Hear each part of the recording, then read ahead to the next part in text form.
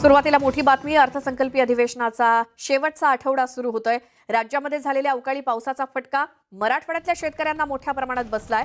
अतिवृष्टीमुळे झालेल्या नुकसानीसंदर्भात लवकरात लवकर पंचनामे करून शेतकऱ्यांना मदत करावी आणि दिलासा द्यावा अशी मागणी विरोधकांकडून होतीये.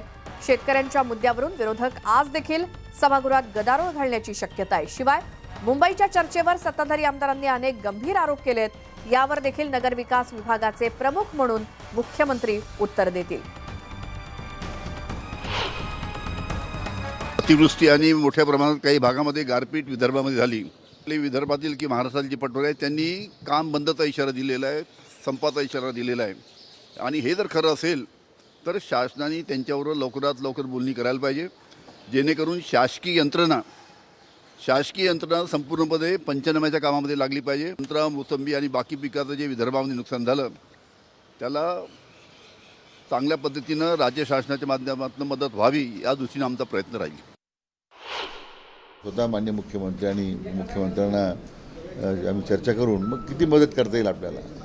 NDRFच्या नॉर्म्सच्या बाहेर जाऊन करावंच लागेल, परंतु काही मर्यादेपर्यंत ती निश्चित करून शेतकऱ्यांना या आपत्तीमध्ये मदत मोठ्या प्रमाणात किंवा जास्तीची करावं लागेल याच्याबद्दल काही संदेह नाही आहे.